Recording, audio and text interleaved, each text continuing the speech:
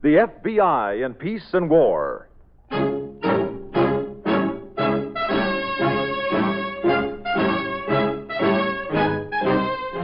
Another great story based on Frederick L. Collins' copyrighted book, The FBI in Peace and War.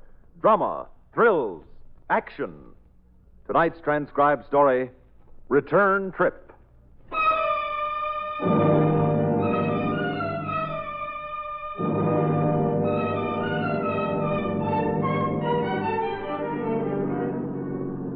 Johnny? Yes, sir. I wonder what you think of me. I think you're just fine. I mean, picking you up at the roadhouse that way, then asking you to take me for a ride. Well, what's wrong with it? Well, they say nice girls don't do things like that. Well, you're nice enough for me. You mean that, Johnny? Mm-hmm. You're okay. I'm going to tell you something, Johnny. I work at that roadhouse. So? Well, what I'm trying to say is it's my job to steer customers to the bar and keep them drinking. I get a percentage. Well, look, everybody has to make a living. You're awful nice about it. You told me the truth. That's more than most people do. You know something, Johnny? What? The minute you walked into that place, I liked you. Oh, yeah? There's something different about you. Oh, I'm the same as anybody No, else. you're different. I mean, different than most of the men that come in there. You talk different, Jack's different. You keep your hands to yourself. You don't say fresh things. Hey, now, look, don't get me wrong. I'm no angel. Well, you'll do till one comes along. Oh, listen to me talking like that, like I was a high school girl or something silly, huh? You don't feel silly, do you? Uh-uh. What are we stopping for? Oh, we need a little gas. Yes, mister? Fill it up, huh? Sure, mister.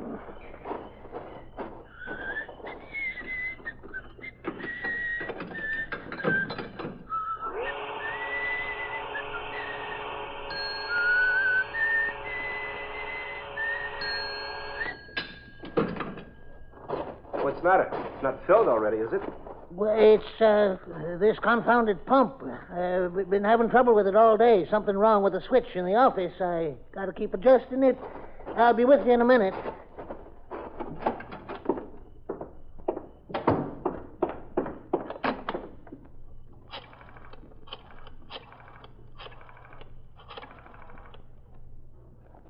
Sheriff, this is Harry Wagoner.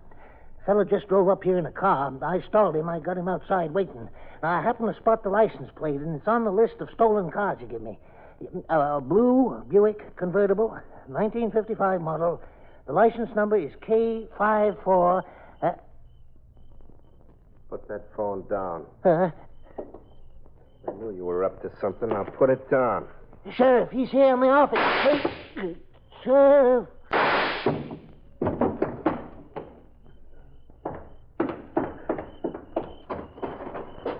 Shut up. I saw what happened. You killed him. Why? Shut up. I said shut up, or you'll get the same thing.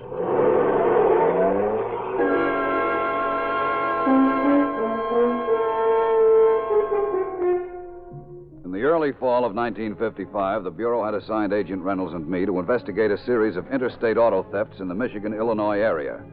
The going was difficult for us.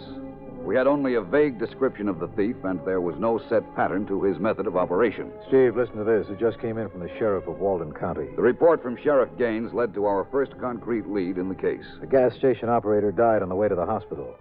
Ann Radin, the girl in the stolen car, was found in a ditch 20 miles from the gas station, beaten and hysterical. Agent Reynolds and I interviewed Ann Radin at the hospital as soon as she was well enough to talk. I thought he was different than any other man I ever met.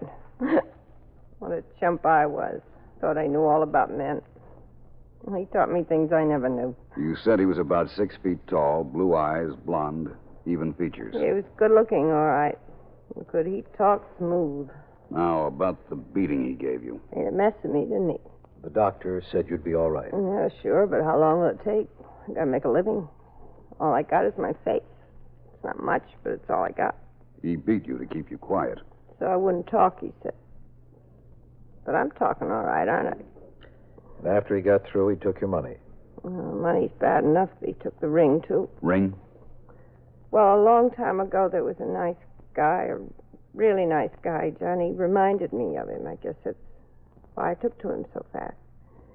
Well, this nice guy and I, we were engaged, and he gave me the ring. We were going to get married when he came back from Korea. He never came back. Miss Radin, we'd like a description of the ring. It had our initials engraved on the inside. His initials? LB. And the type of stone. It was a real diamond. No imitation, genuine blue-white. But that's not why I'll miss it. You understand?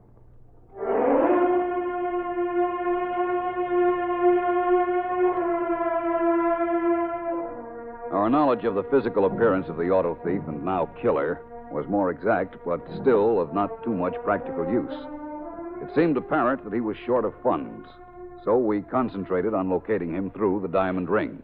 So it's another ring, Johnny. Well, that's a real diamond. Okay, so what? Oh, come on, Bert. You can do better than 100. 125 because you're a friend. Any hock shop will give me 200. So why don't you take it to a hock shop yourself? Well, I would. Only I'm in a hurry. I can't wait till tomorrow morning. What's the big hurry, Johnny? Well, I gotta get home. Family business? Yeah. From all you told me, you and that big shot brother of yours are on the outs. Look, make it 150. Will you, Bert? You're going home because you're in a jam. All right. Because you figure that's the best place to hide, that hometown of yours. All right, if it makes you any happier to know it. Now, what do you say, 150? 125, Johnny. Leave it or take it and you're on your way home.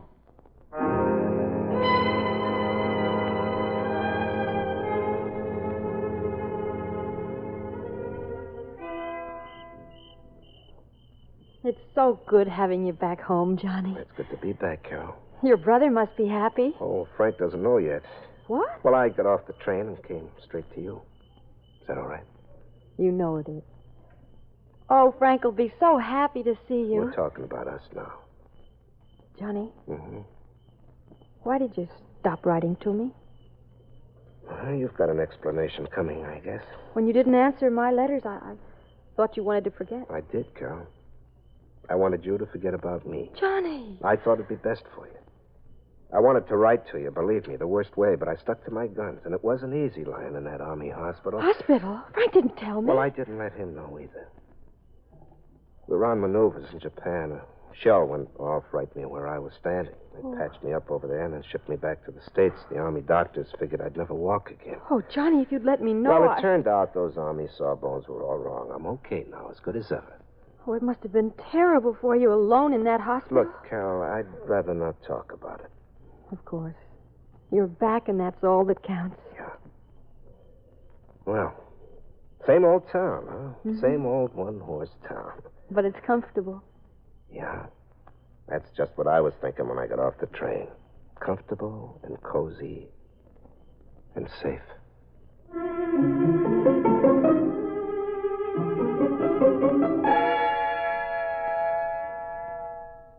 Well, Frank, I'm back home.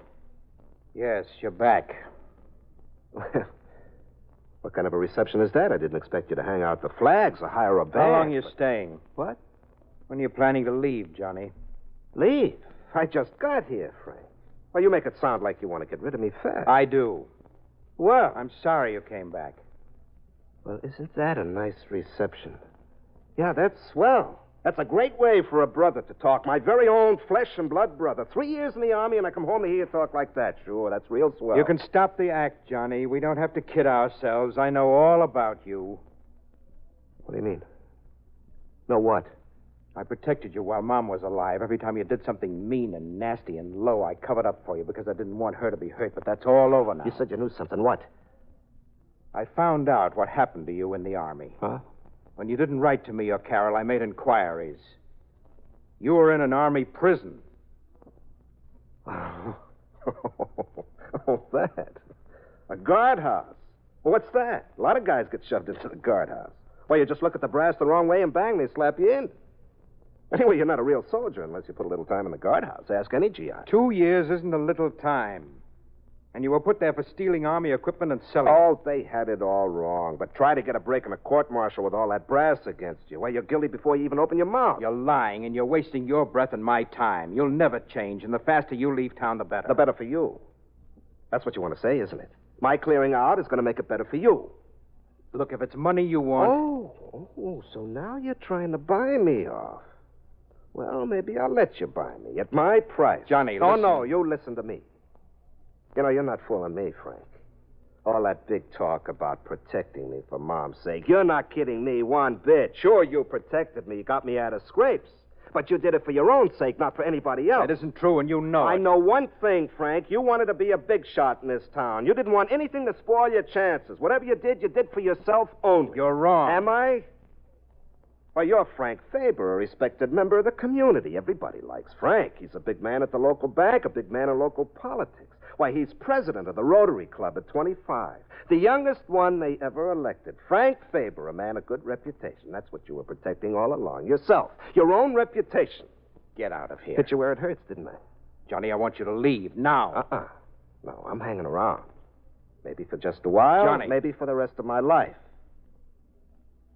The old town looks awful good to me right now, Frank.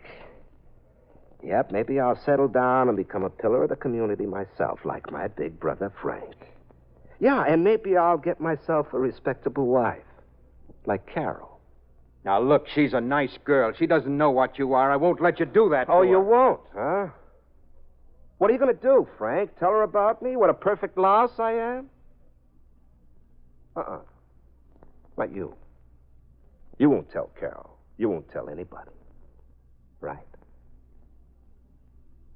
So that's it, Frank. I'm staying right here in Appleton, and there's nothing you can do about it. Absolutely nothing.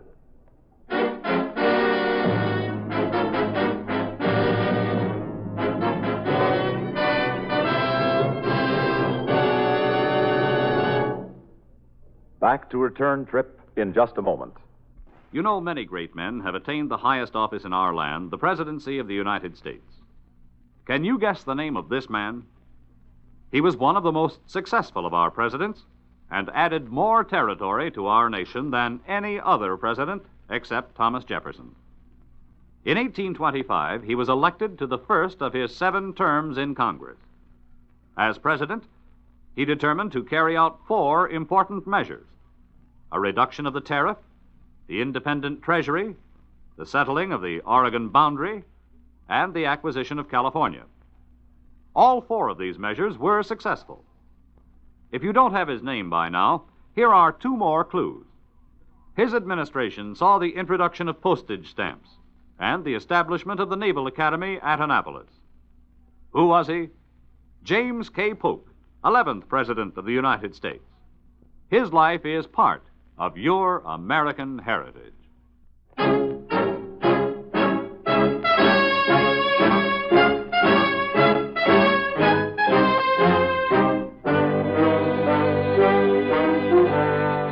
And now, Act 2 of tonight's story, Return Trip.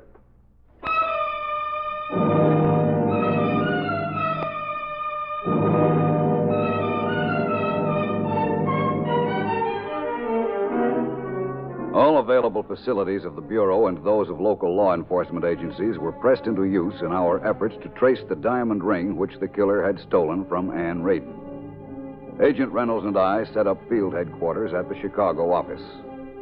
On the 15th of September, just 2 weeks after the murder, we received a promising report from the Detroit police. The ring was located in a Detroit pawn shop, Steve. Here's a rundown on the man who pawned it. The man's name was Bert Hauser. It was obvious from the description supplied us that Hauser was not the suspect. However, we requested the local police to keep Hauser under surveillance until we arrived there for questioning. In the meanwhile, of course unknown to us at the time, the murderer was in a nearby state, enjoying the comforts of home. I'll be by there to pick you up at 8. Fine, Carol. I'll be waiting. I'll see you later, honey. Hello, Frank. Where are your manners? I said hello. You're staying here against my wishes. I can't make you leave, but that doesn't mean I have to talk to you. One big happy family. Oh, by the way, Frank, I'm running short again. I could use some more money. How much this time? Look, you're getting off cheap. How much? Well, 50 will do. Like you said, Carol's a nice girl, so I've got to take her out in real nice style. 50 will cover it this time.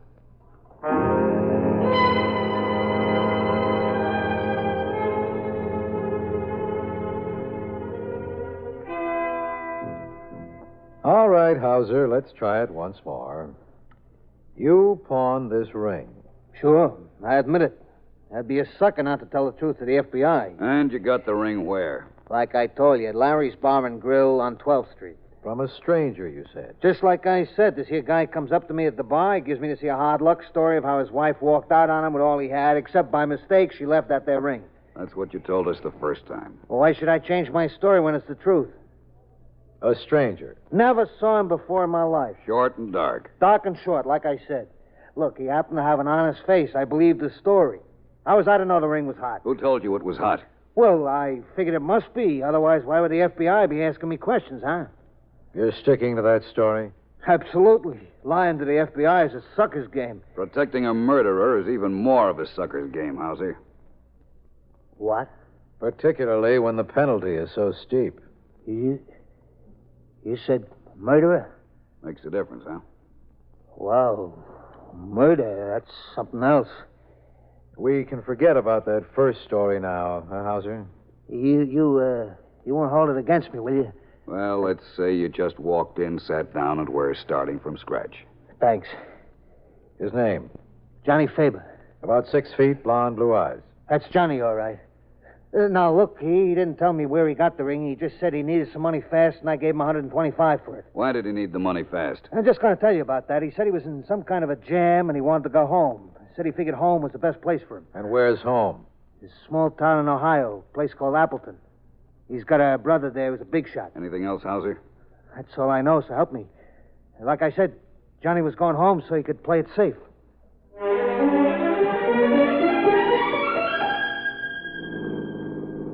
Johnny, this is the happiest day of my life. Perfect, huh? Oh, I'll never forget it as long as I live. Hey, you make it sound like our last. Oh, I didn't mean it that way. It's just that it was almost too good to be Oh, true. it was true, all right.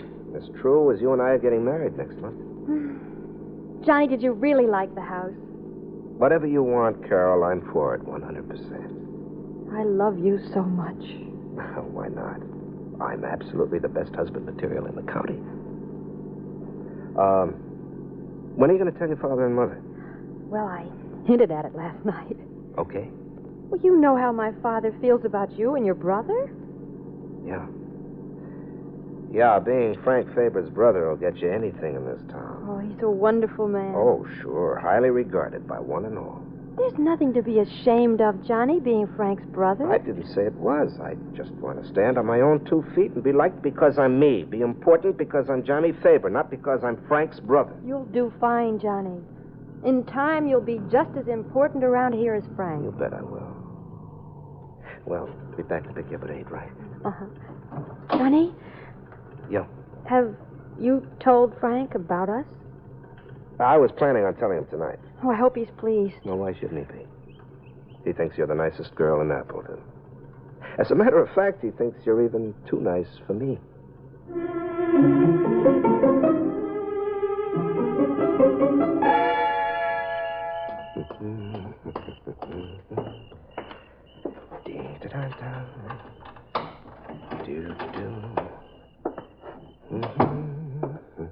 Johnny? Well, home kind of early, aren't you? I want to talk to you. Oh, now, don't tell me you're going soft and brotherly. This is something very important to both of It'll us. keep Not till this. after the news I got for you. You can wish me luck, Frank. Carol and I are getting married. And, oh, yes, I expect a nice wedding gift from you. You know, something real nice. Johnny, you're diseased. What? Diseased? Sick? Who, me? What are you talking about? I never felt better in my life. I'm getting married. Didn't you hear me? I feel great. You're sick and incurable. Now, look. I'll tell you something. I was ashamed to have the thought going around in my mind, but I couldn't help it, and I had to be honest with myself. What thought? What are you talking about? The night you left here for the Army, I prayed that you wouldn't come back. Ever. I guess it was a terrible thing for a brother to wish, but that's what I prayed for. That's too bad you're disappointed. But I'm going to be around here for a long time. I've got big plans. And my big shot brother is going to help them all come true, whether he likes it or not. I imagined you were capable of anything but that. Murder. What? My own brother, a killer. How do you know? Who told you? Killing, shooting a man down in cold blood. How did you find out? Who told you? They're Who? outside waiting for you. What? Agents of the FBI. FBI? They've come for you, Johnny. Those men across the street, that's who they are, FBI. You told them I'd be back. Yes. You didn't even try to warn me. You didn't even try to help. I'm helping you now, Johnny. I told them you'd give yourself up. Oh, you did, huh? Without a struggle. If they'd give you a chance, I told them you'd walk out of here and give yourself up. Well, you couldn't be more wrong. They're not taking me. Now, Johnny, listen I'm to getting me. out of this. Listen, please, just this once. They've arranged to give you 5 minutes to walk out. Well, you know what they can do with those 5 minutes? Not a chance, huh? Well, I'll show them and you. I'll get out if I have to shoot my way out. I'll make it my own. The gun isn't in your room anymore. What? I have it right here. After I talked to them, I looked in your room and I found this in the closet. Give me that gun. No, Johnny, for once in your life, you're doing the right thing. Give it to me. Stay where you are. Frank? Stop, Johnny. If you come any closer... Come on, hand it over. Johnny, please, please don't come any nearer. Come on. Johnny, please, now don't make me fire, please. Fire? Fire? You haven't got the guts. Johnny, don't make me, please, don't make... No guts. But... Frank. Oh, Johnny, I had to, believe me, for your own good. I had to do it.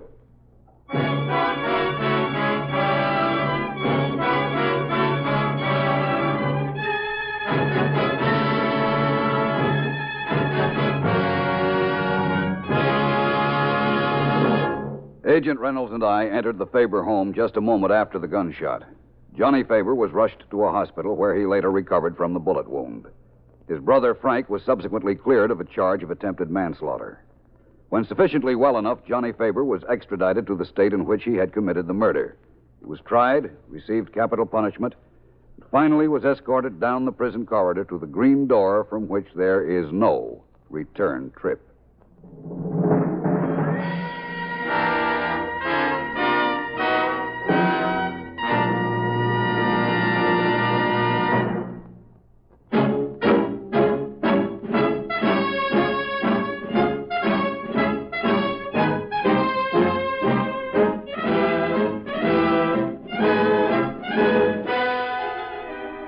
In tonight's transcribed story, Larry Haynes played the part of Johnny Faber. Eric Dressler was Frank Faber. This radio dramatization for the FBI in Peace and War was written by Ed Adamson. These programs are produced and directed by Betty Mandeville. All names and characters used on the program are fictitious. Any similarity to persons living or dead is purely coincidental. This program is based upon Frederick L. Collins' copyrighted book, The FBI in Peace and War, and the broadcast does not imply endorsement, authorization, or approval by the Federal Bureau of Investigation.